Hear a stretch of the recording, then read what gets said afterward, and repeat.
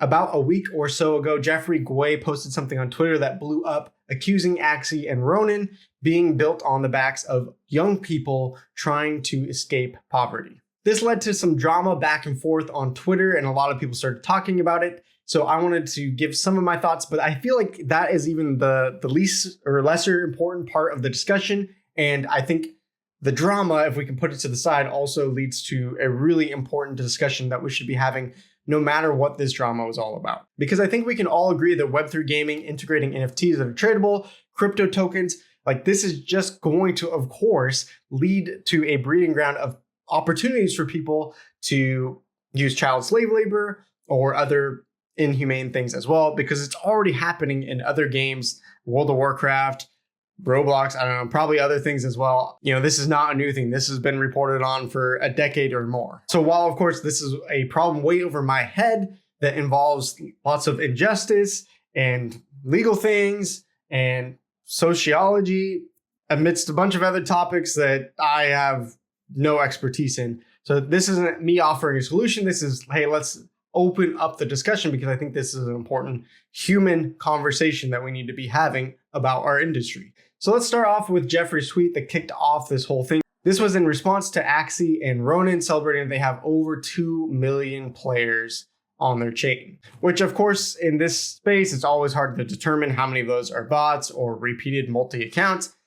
But either way, they're probably the largest gaming chain and games out there right now. So Jeffrey starts off by saying the truth about Ronin is that this chain and current most popular game Axie is not the success many think it is.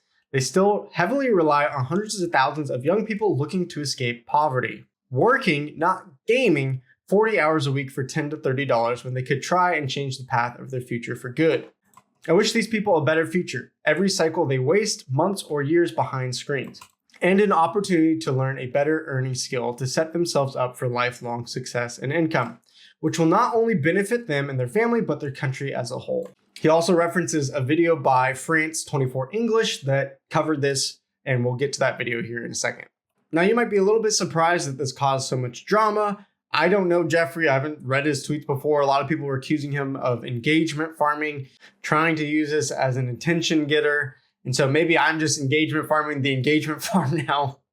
But really, as I've read through the comments, I think the problem was Jeffrey wasn't talking about this as a broad problem in Web3 gaming, but was specifically attacking Ronin and Axie. So, of course, the people from Ronin and Axie and the fact that it had a picture of the video covering the Philippines specifically, a lot of people were coming to tell him and share their stories of why he was wrong or how it's changed their life for the better way. And I think that's true as well, right? I've worked with people from the Philippines and some of the companies that I've worked with, and they have been great people. It seems like they have gotten better opportunities than what else they could get elsewhere. And there's some of the favorite and best people that I've worked with. Honestly, super friendly, super hardworking. And I just enjoyed working with every one of them that I got a chance to work with, even though I don't work with any of them right now.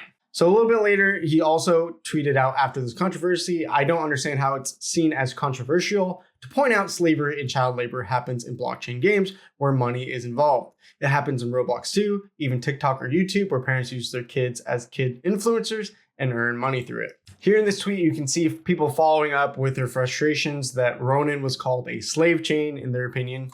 And then people following up like Alistair here. Again, you don't know the Philippines. You didn't grow up there. You don't know anything about the Philippines. Maybe you do, basing it off of videos online telling you. The reality is way different. If it's slavery, then it might as well seek an audience with the authorities, do something about it. So I agree with Jeffrey here that in a sense, we should be talking and we should be looking into the reality of what is going on, because there is a lot of opportunity in this space for inhumane and injustice to exist, especially when you can make real life money from video games. However, where I think you got it wrong is I don't think you should be using this as an opportunity to attack a specific game or blockchain or country unless there's specific data or research done that you can clearly point to. Personally, I haven't participated much in Ronin. I've played Axie and tried it like twice a couple of years ago. And as I've said, I've worked with a few people from the Philippines. But part two of what I'd like to do in this video is just remove the drama. Let's move past that and let's address the elephant in the room. Because again, this is going to happen even if it's not Axie, even if it's not the Philippines. This is going to take place and is probably already in somewhere in the world taking place. So let's take a look at the video that France 24 English put on, because I think there's a couple interesting tidbits in here. They play video games until the early morning. But these young Filipinos are not playing for fun. They're hard at work, determined to make money online. Players spend more than 12 hours a day competing and can earn more than €300 a month, twice the country's minimum wage. Working 12 hours a day, but also potentially earning twice the amount of money that they would make minimum wage somewhere else in their country. So clearly, I don't think you can blame them for doing this, even if this is more of a job than fun, as they at least claimed in the beginning, according to this video documentary. And while some people are going to say, oh, that's unhealthy that they're just playing games and in front of their screens so much, I mean, is that really any different than streamers who are on Twitch trying to make it streaming 8, 10, 12 hours a day, playing video games and streaming online? Like, that part to me isn't really a new concept. They then give a portion of their earnings to the cyber cafe. Our community here is like a company. You need to take care of the players.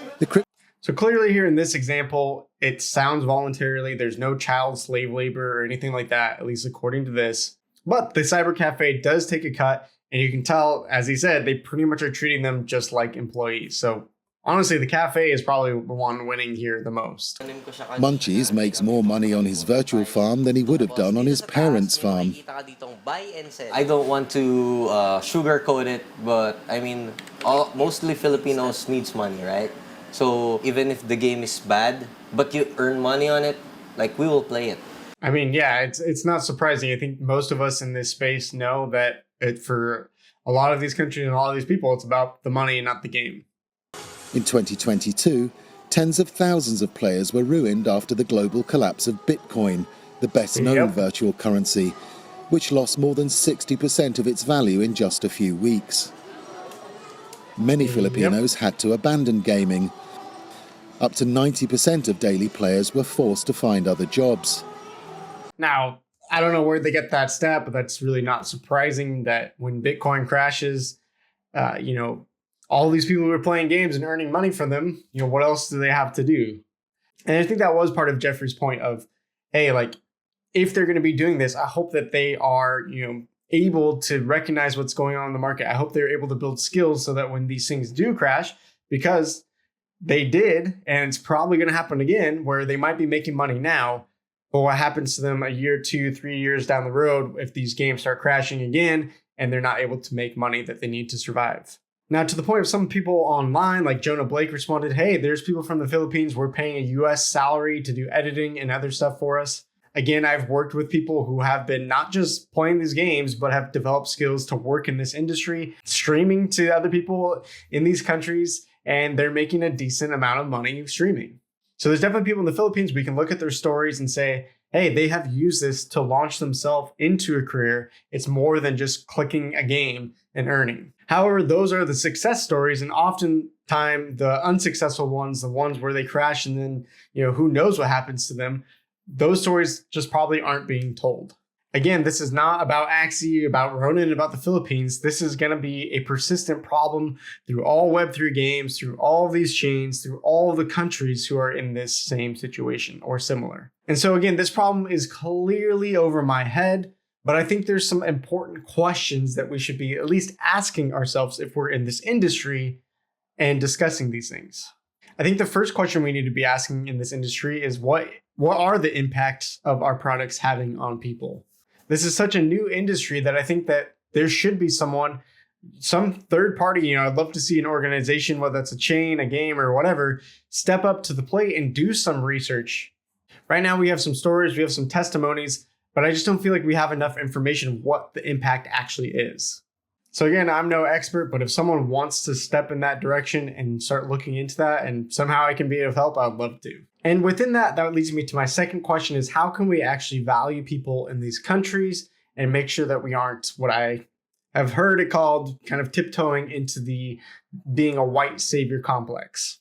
I've seen this a lot, especially in my church work days, that, it's such an easy bias when someone doesn't speak your natural language and they're in poverty that you think, oh, I'm the educated person. I understand their problems. I understand what they need. And so you have people going on mission trips to help people build a wall or a new building, and you go spend thousands of dollars sending people there, giving them the supplies, all that, you build the wall, and then you come back a year or two later and realize they didn't need that at all. They don't care. They don't use it. It was just for your own, basically, vanity to try to help these people. And that's honestly just a small example of what can often go on. So I think we need to make sure we're valuing them, that we're working alongside of them. So hopefully if you're hiring people that are in poverty, it's not just because it's the cheapest labor you can find, but you are actually giving them a legit opportunity. You are paying them well. Again, the people from the Philippines I've worked with are some of my favorite people and hardest working people that I've met, and pretty dang bright and intelligent. I think the next question we should be asking ourselves, is the problem the product and the industry that we're building, the problem itself? You know, in the case of the video and the tweets, like, we haven't seen necessarily proof, but I'm sure there's somewhere going to be child slavery, some abuses. You know, again, it's already happening in World of Warcraft Gold, and that's been happening on for a long time. Is it just a matter of fact that there's countries and regions, and there's always going to be evil in the world, and so it doesn't matter what kind of product is out there, there's going to be people that are abusing this all the time? You know, or the people that are committing these crimes, these abuses, are they just going to move on to the next product, whatever they can find, right? And again, I don't have a good solution to that. I'm honestly, interestingly enough, a pretty tech neutral person. I think new technology is fun, it's cool. But I'm of the opinion that new technology, while it's cool and fun, and there's going to be good that come from it, there's also probably going to be an equal amount of harm and evil that come from it. So I think it's a question that we should be asking ourselves, you know, now making Web3 gaming, making it, you know, all these games in their terms of service, you're allowed to trade NFTs, you're allowed to trade tokens. Is that actually better opportunities than these black market games that happen in World of Warcraft, CSGO, all these other games? Making this stuff legal and not against TOS and games, does that make it better, or is this just going to make it worse and allow for more cases like these? Because if it's already happening on the black market, did we just get rid of multiplayer gaming overall? Like, no, you know, it's not going to happen. But I think as games, as companies, as blockchains, whatever we're building, we should stop and ask ourselves, like, are there things that we're doing that will help people in poverty and not just exploit them? Then I think those who are in this space to build wealth, you know, you hear that a lot. I'm here to build generational wealth. Well, great. I mean, that's awesome. That's your choice. But can you also be generous with the wealth that you're building and help to provide to some of these solutions that might be needed? You know, and even if it's not forced labor, are we helping people that need it to not just crash and burn as soon as the money starts drying up? Are we helping to teach them, to educate them, to show them what the opportunities are? Because I've definitely seen guilds and scholarship models that are there to just milk these people dry as much as possible. But I've also seen people use scholarship opportunities to help people and give back as much as they can. So, gosh, I don't have the answers. I just have a bunch of questions. I'm still going to be thinking about more questions. This is something that I've thought about for quite some time because it does matter to me being in this space that hopefully we are doing more good than harm in the world. Again, I don't necessarily have a conclusion. I want to see there being more research. I want there to see, you know, more data, all that stuff to really know what's going on behind the scenes. And again, I'm not ignorant. Like, there's no way to prevent all of this from happening. You know, there's going to be evil, messed up stuff in the world, right? But I think we should be all looking in the mirror and asking ourselves, what are we doing to help it? It's complex. And really with this video, again, I'm just here to try to open up some discussion because I think this should be an open discussion in the industry and not just some like drama about the game or blockchain itself. Like, it should go way beyond that. This is a human problem. This is a whole earth problem. And this is something that we should not be ignoring. That's it. That's all I got to say. Hopefully it made some sort of sense because I feel like my brain is all over this place and this topic and this conversation, but hopefully it won't be the last conversation about it. So thank you guys for tuning in. Talk to you later.